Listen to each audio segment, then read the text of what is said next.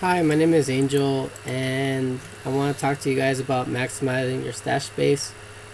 Uh, I'm inclined to make this video because I've been seeing in the forums people are having trouble managing their stash, and they're asking for more tabs. Tabs are these things.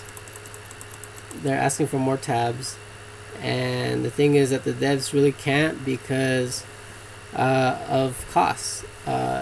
Each of these uh, items take up a slot of memory, and they have hundreds of thousands of people who play this game.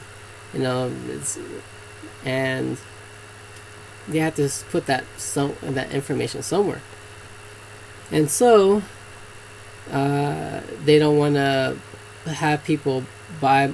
They don't want to put more memory or use their money for more memory, but they also don't like the philosophy of pay to win, so they don't want you to actually contribute any money or microtransactions, even though that they're experimenting with it in China. Alright, so I'm going to talk about where your stash space is and how I organize myself. So box number 1 is empty, but this is this is where I find the items of the day are going to here, and then later on when I'm tired or whatever, I get the items and then I put them where they belong into my system. Okay, for your main for the second stash, it goes for your main character.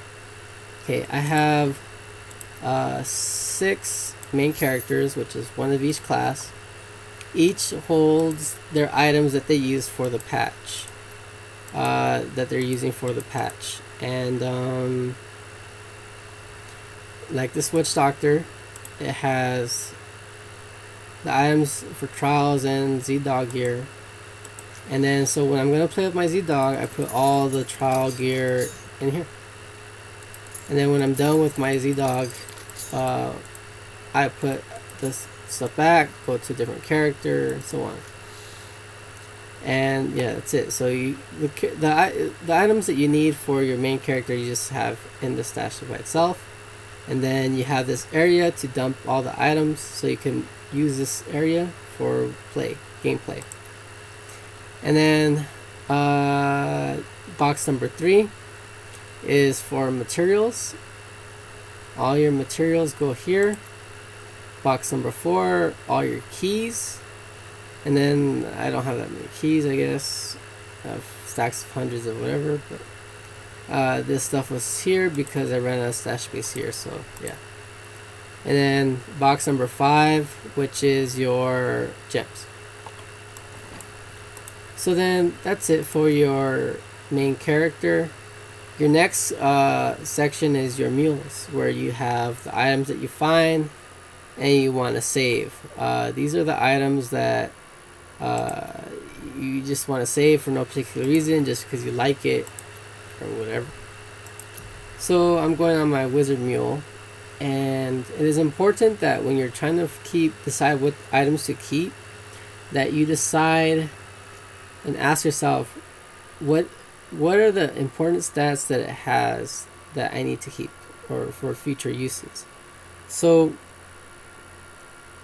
I'm going to talk about the helm that has a socket, crit chance, a stat, and a fix, an extra fix. So like this. These 2 helms have an intelligence, crit chance, an extra fix, and a socket. The most important feature of this helm are the 3: in a stat, crit chance, and socket. And then you can have that 4th affix to adopt to the build that may be better later in the future. For this example, looking at shrouded mask, casting an arcane orb gives you damage or whatnot. Okay, so I have arcane orb on the helm, but one day they might make it so that energy twister is better. So therefore, I would have no problem switching arcane orb to energy twister. But let's say you find a helm like this, Firebird's Palmy, whatever. It has is intelligence, vit, arcane orb, and a socket. Okay. The only important stats here is intelligence and the socket, but because this is the only one I've found so far that that's ancient, I want to keep it. But if I find an ancient one with intelligence, crit chance, and a socket, I would throw this one away and keep the other one. So that way I could change the vit to a fire skill or just leave it as vit. And it's important to know what important features you would want on these stats that you're saving. So for helm, like I was mentioning before, stat, crit chance, and a socket. Chest piece, stat, vit, and 3 sockets. Belt, stat, vit, and whatever the fix is for the belt. Pants, stat, vit, 2 sockets. Boots, those are ugly boots. These are a good example. Firebirds, so stat, vit, all res, or movement speed. And then you can change the movement speed or the all res for a skill depending on what the build may need in the future. Amulets, crit chance, crit damage, and a socket. Steady strikers, bracers, crit chance, stat, and for this one in particularly, I would have replace vit for any elemental damage. So like fire damage, element, water or whatever, cold damage or physical. This bracers allows me to use it for several times for several different things. In the case of like this, you have crit chance, vit, and the stat. You have your stat, vit, and the crit chance, and then you can change the element to whatever you need. And so you keep based on the basic stats. So I did those. Gloves, you want your stat, you want your crit chance, and you want your crit damage. The last affix could be whatever depending on what the build needs.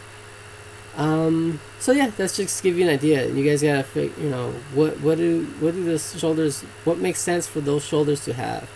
No, what makes sense for this shoulders to have it? Well, it should have vit instead of armor. And I don't think any important stats are for this set in the that are in this. It says arcane orb, energy twister, magic missile for shock pulse. None of those are in there, so you want something like more relevant stats. You want like intelligence, all res, vit, and cooldown, because it complements the build better. And then so that's your mule. You have these, but you also have 3 other mules in the same character. You have your helpers. These helpers can carry a weapon, can carry an amulet, can carry rings, a shield, a bow, and some staffs, and some double-handed weapons, and so forth. And the thing is, important to note that you have 15 slots of characters, and then so 15. So let's see, profile. I have 15 characters, so 15 times 3 hero, 3 helpers times 3. That's about 120 amulets and rings that I have that are hidden within these guys that I could pick up later on. And that's your basic stash. And that's basically the stash that you have. That's what you're mostly going to be dealing with.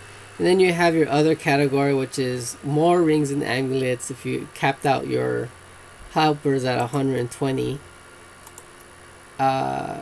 Which have all your random stuff that you just don't, that you want to keep it, like let's say all your immunity amulets that have nice stats, but you don't have a particular home for them. So you just have one stash that has all this random stuff, One of my mules has just rings and amulets. Let me see what this one has.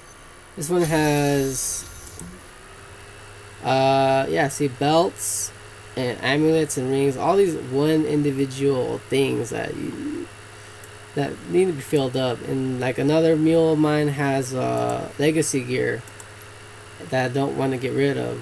Legacy Nats, Witch Doctor gear, a hamburger, something like that. I don't know what. A lot of stuff from vanilla, but there's a lot of space to be had here. And then there's one other. So I have 12 6 main heroes, 6 mules, and then three extra whatevers that I don't know what to do with. And I have a lot of space actually in these. And there's also one hidden mule, which is your restore. And in that one, you have a character that you can restore, which is this one. I just restored it, and it holds items. It has all the stuff. It's an extra stash space. But yeah, so it's the hidden stash space that nobody, not nobody, most people don't use, that most people don't know, but very few people know of. And they use this stash space for stuff that they don't want. Let's say like disposing of hundreds of those trial keys that you have, just throw them on here or something like that. Now this one has my Hell 2 set that I'll use next patch, hopefully. And yeah, so thank you for your time. I kind of rambled on because first video, whatever. And yeah, so have a good day. Bye.